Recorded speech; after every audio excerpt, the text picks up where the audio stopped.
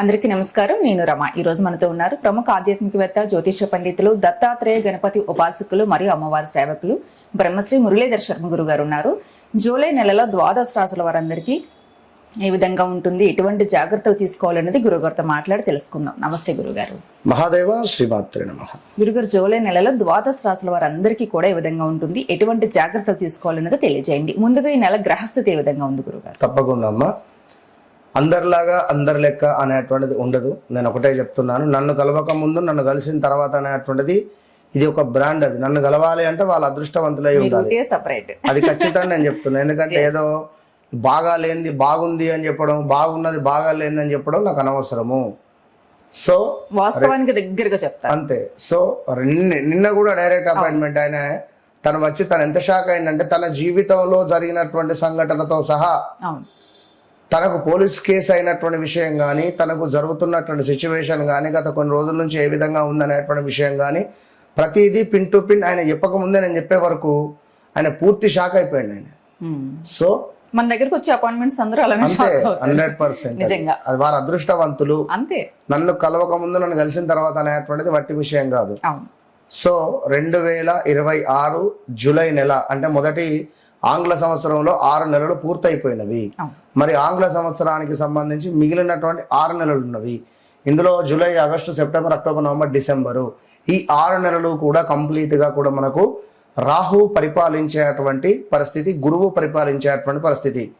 గురువు ఆగస్టు 4వ తారీఖు రోజు నాడు మనకు పుష్యమి నక్షత్రానికి రావడం ద్వారా ఎవరికైతే బాగా లేవు, ఇబ్బందులు ఉన్నాయో అప్పటి నుంచి అద్భుతమైనటువంటి ఫలితాలు ఉంటవి. సో ఏదేమైనప్పటికీ కూడా ఈ యొక్క జూలై నెలలో శనైశ్వరుడు వక్ర దృష్టి వెళ్తున్నాడు. 24వ తారీఖు వక్ర దృష్టి తను ఉన్నటువంటి మీనం నుండి కుంభాన్ని చూస్తున్నాడు. అదేవిధంగా ఈ శనైశ్వరునికి ఒక సపరేట్ దృష్టి ఉంటుంది, అంటే ఎక్స్ట్రా లుక్స్ 1, 3, 7, 10 ఈ లుక్స్ అన్ని చూస్తాడు బ్యాక్ సైడ్ వక్ర దృష్టి ద్వారా. ఇక అదేవిధంగా గురుడు, సూర్యుడు కలవబోతున్నారు. ఈ శుక్రగ్రహము పోయి కేతుతో కలుస్తున్నది ఈ యొక్క జూలై నెలలో. సో అదేవిధంగా బుధుడు కూడా వక్ర దృష్టికి వెళ్తున్నాడు. కర్కాటకంలో ఉన్న బుధ గ్రహము ఈ యొక్క మిథునాన్ని వక్ర దృష్టితో చూడడం ద్వారా మరి ద్వాదశ రాశులలో ఎవరికి ఏ విధంగా ఉండబోతున్నది, ముఖ్యంగా భారతదేశానికి సంబంధించి పెను సంచలనాలు ఉండబోతున్నవి. భూకంపాలు కావచ్చును, తుఫాన్లు కావచ్చును, భారీ వరదలు కావచ్చును, కొండ చర్యలు విరిగేటువంటి పరిస్థితులు కావచ్చును. ఈ మనకు సైనికులు ఉంటారు, సైనికులకు సంబంధించినటువంటి వార్తలు అధికంగా మనము వినేటువంటి పరిస్థితి ఉంటుంది తరచూ కూడా. సో తెలుగు రాష్ట్రాలు కావచ్చును, మిగిలిన రాష్ట్రాలకు సంబంధించినటువంటి గవర్నమెంట్స్లలో కొంత వాదనలు ఉండే పరిస్థితులు, అదేవిధంగా కొంతమేర ఒక పెద్ద పార్టీ రిలేటెడ్ వారు కొంత డౌన్ఫాల్ అయ్యేటువంటి పరిస్థితులు కూడా గోచరిస్తూ ఉన్నవి.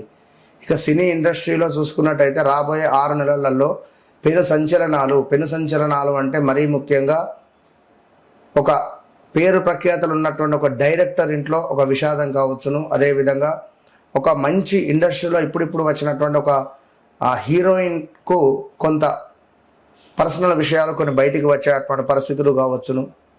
ఇలాంటివి చాలా అద్భుతమైనటువంటివి, కొన్ని ప్లస్లు ఉన్నవి, కొన్ని మైనస్లు ఉన్నవి. సో ఓవరాల్గా ద్వాదశ రాశులకు ఇప్పుడు ఇక్కడ మనం చెప్పేది గోచార ఫలితాలు. గ్రహచారము, గోచారము రెండు కూడా 2 కళ్ళ లాంటివి. సో మేషము నుండి మీనం వరకు కూడా మరి ఈ యొక్క రాశులలో నేను చెప్పేటువంటిది ఒకటే విషయము, మీ వ్యక్తిగత జాతక రీత్యా నడిచే దశ అంతర్దశలు ఏ విధంగా ఉన్నాయి అనేది చూయించుకుండి దానికి సంబంధించి ఏ సమయంలో మీకు ఏ పని అవుతుంది, ఏ సమయంలో ఏ పని కాదు. ఇప్పుడు అరే నేను జాబ్ ట్రై చేస్తున్నా, ఇది ఇంకా రావట్లేదు, నేను పలానా వివాహ ప్రయత్నాలలో ఉన్నా, నాకు ఇంకా సెట్ అవుతలేదు, విదేశీ ప్రయత్నాలలో ఉన్నా, నాకు ఇబ్బంది అవుతుంది, అసలు వీసా ఇవన్నిటికి సంబంధించి అసలు మీరు ఎప్పుడు చేసుకోవాలి, ఏది కరెక్ట్ టైం, ఇది అసలు మీరు కరెక్ట్ టైంలో చేస్తున్నారా లేదా, అసలు వస్తుందా రాదా, వస్తే ఎప్పుడు వస్తుంది, 10ంటికి బస్సు ఉంది, నేను మబ్బులు 5ంటికే పోయి కూర్చుంటే ఎట్లా, 1 గంట ముందు వెళ్తే సరిపోతుంది అనే విషయాన్ని నేను మీకు క్లారిటీ ఇచ్చి ఖచ్చితంగా మీకు ఏదైతే పని కావాలో 41 నుంచి 3 నెలల లోపు అది మీకు మీరే మీ ఇంట్లో చేసుకునే విధంగా అద్భుతమైనటువంటి రెమెడీస్తో, అందుకే చెప్తా నన్ను కలవక ముందు నన్ను కలిసిన తర్వాత అనేటువంటిది మీరు ఆర్డినరీ మనుషులు కావాల్సిన ఎక్స్ట్రాడినరీ మనుషులుగా తీర్చిదిద్దేటువంటి బాధ్యత నాది. లైఫ్ టర్న్ అవుతుంది. Yes, ఇది నేను చెప్పేటువంటి మాట కాదు, సాక్షాత్తు అమ్మవారు చెప్పినటువంటి మాటగా మీరు పరిగణనలోకి తీసుకొని ఎవరైతే నన్ను కలుస్తున్నారో వారు అదృష్టవంతులు. అది మీకు తెలుసు. మన ఛానల్ నుంచి ఎన్ని కాల్స్ వస్తున్నాయో, డైరెక్ట్ అపాయింట్మెంట్స్ కానీ హ్యాపీ ఇన్నరా కనుక. సో ద్వాదశ రాశులకు సంబంధించి మరి ఎట్లా ఉండబోతోంది ఏంది అనేటువంటి విషయాలను తెలుసుకునే ప్రయత్నం చేద్దాం. గురుగారు, జూలై నెలలో మీన రాశి వారందరికీ ఏ విధంగా ఉంది, ఎటువంటి జాగ్రత్తలు తీసుకోవాలి? తప్పకుండా అమ్మా. మీనరాశి అనగానే ఎదుటి వ్యక్తి మనసులో ఏదున్నది అనేటువంటి విషయాలను అధికంగా కూడా తెలుసుకోవాలి అని అనుకునేటువంటి ప్రయత్నం ఎక్కువగా చేస్తుంటారు. ఏదో తెలియని భయం, ఆ భయం దేనికి అనేది వారికి అర్థం కాని పరిస్థితి ఉంటుంది. సో ఎదుటి వ్యక్తి మాట్లాడిన తర్వాత అన్నట్టుగా మాట్లాడేటువంటి పరిస్థితులు కానీ కొంతమేర వీరికి గత 2022 ఆగస్టు నుండి 2023, 24, 25, 26 స్టిల్ ఈ రోజు వరకు కూడా, అంటే 2026 మే వరకు కూడా పరిస్థితి బాగా లేదు. డబ్బులు వస్తాయి, ఖర్చు అయిపోతాయి. అనారోగ్య సమస్యలు కానీ, హౌస్ రిలేటెడ్ చేంజెస్ కానీ, రూమ్స్ చేంజెస్ కానీ, బ్రేకప్స్ జరగడం కానీ, లేదా ఎవరైనా పరిచయం అవ్వడం కానీ, పరిచయం అయినటువంటి వారి నుండి కొంత మనస్పర్ధలు రావడము, మళ్ళీ కలవడం కావచ్చును. లేదా పనిచేసే చోట మనం ఎంత వర్క్ పెట్టి పని చేసినా కూడా మనకు ఏమైనా బ్యాడ్ నేమ్ రావడము, రూమర్స్ క్రియేట్ అవ్వడాలో ఎన్నెన్నో కూడా అనుభవించినటువంటి దాఖలాలు వెళ్ళిపోయినాయి. మరి ప్రజెంటుగా గత ఒక 2-3 నెలల నుండి వీరికి కూడా ఏదో అనేటువంటి పరిస్థితి ఉన్నది. సో వివాహం అయింది అనుకుందాం, సంతానం కోసం ఎదురు చూస్తూ ఉండేటువంటి వారు చాలా మంది ఉన్నారు. వివాహం కోసం ఎదురు చూస్తూ ఉండేటువంటి వారు చాలా మంది ఉన్నారు. సో 2026 ఈ యొక్క జూన్ 2వ తారీఖు నుండి, అంటే ఇప్పుడు ఇది మనం జూలైలో ఉన్నాం, జూన్ 2వ తారీఖు నుండి June, July, August, September, October, November ఈ 5-6 నెలలలో వీరు వివాహం చేసుకోవాలన్నా, సంతానం కావాలి అని అనుకున్నా, ఎవరైనా IVF వెళ్ళాలి, మన పిల్లల సంతాన సాఫల్య కేంద్రాలకు వెళ్తారు, అలా వెళ్ళాలి అని అనుకునేటువంటి వారున్నా వీరందరికీ కూడా ఇది ఎంతో శుభము. శుభకార్యాలకు ఈ 6 నెలలు చాలా అనుకూలంగా ఉన్నది. ఇక వారి వ్యక్తిగత జాతకరీత్యా ఏవైనా పాపగ్రహాలు, సూర్యుడో లేదా శనైశ్వరుడో, రాహుకేతువులకు సంబంధించినటువంటి దశ అంతర్దశలు నడిస్తే మాత్రము కొన్ని ఇబ్బందులు ఫేస్ చేసే పరిస్థితి ఉంటుంది. అది వ్యక్తిగత జాతకాన్ని చెక్ చేయాలి, చేస్తే మాత్రం బాగుంటుంది. సో ఓవరాల్గా, ఎందుకంటే ఉపకారం చేస్తే కూడా వీరికి అపకారం ఎదురైతూ ఉన్నది గత కొన్ని ఏళ్ల నుంచి కూడా, ఖచ్చితంగా కూడా. సో మీనరాశి, ఎందుకంటే అన్నీ బాగానే ఉంటాయి, కానీ ఎందుకు నా జీవితంలో ఇలా జరుగుతుంది? దైవ భక్తి కానీ భగవంతుని అనుగ్రహం ఉన్నప్పటికీ కూడా కొన్ని పరీక్షలు ఎదురవుతుంటాయి.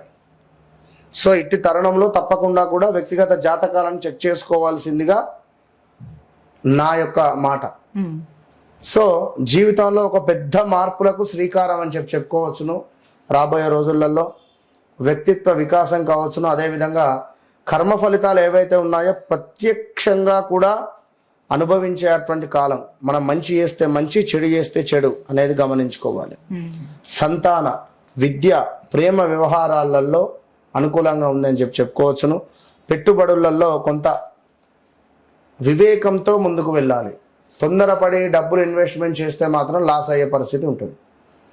అదేవిధంగా కుటుంబము, ఆస్తి వ్యవహారాలకు సంబంధించి కొన్ని పాత సమస్యలు ఏవైతే ఉన్నాయో అవి పరిష్కారం వైపుగా వచ్చే పరిస్థితి ఉంది. గృహంలో మార్పులు కానీ చేర్పులు కానీ చేయాలి అని అనుకునేటువంటి ఆలోచనలు కూడా కనబడుతున్నాయి. సో ఓవరాల్గా మీనరాశి వారికి అయితే ఈ జూన్ నుంచి బాగుంది, ఈ జూలై నుంచి కూడా బాగుంది. కనుక అంటే బాగుంది అంటే ఒక 5-6 నెలలు బాగా లేని సందర్భాలు చూశారు. సో బాగున్న సందర్భాలు ఇవి. దీనికంటే ఇంకా అద్భుతంగా ముందు ఉన్నవి లేవని కాదు. కానీ ఇదే నెల ఇదే సంవత్సరం ఎండింగ్లో ఒక పెద్ద దెబ్బ మాత్రం ఉంటుంది. Be careful. ఇదే ఇయర్ 2026 ఎండింగ్లో తప్పకుండా ఇబ్బందులు ఎదుర్కొనేటువంటి పరిస్థితి మాత్రం ఉంటుంది. సో చాలా అంటే చాలా జాగ్రత్తగా ఉండండి. వ్యక్తిగత జాతకాన్ని 1-2 సార్లు చెక్ చేసుకోండి. జీవితంలో జరిగింది, జరుగుతుంది, జరగబోయేది నన్ను కలవక ముందు, నన్ను కలిసిన తర్వాత అనేటువంటిది నేను ఊరికే చెప్పట్లేదు. అది అమ్మవారు పలికించినటువంటి మాట కనుక అదే సమాధానం చెప్తుంది.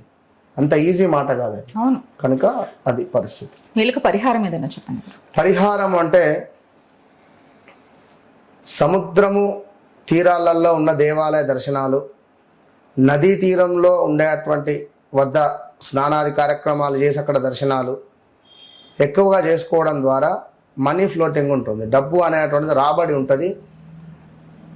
కొంత కోరికలు నెరవేరుతాయి. ఉదాహరణకు ఇప్పుడు మనకు విజయవాడ అమ్మవారి యొక్క నది ఉన్నది, అక్కడ మన దర్శనం చేసుకోవచ్చు. ఉదాహరణకు తర్వాత శ్రీశైలం, పాతాళగంగ లైక్ ఇట్లాంటివి.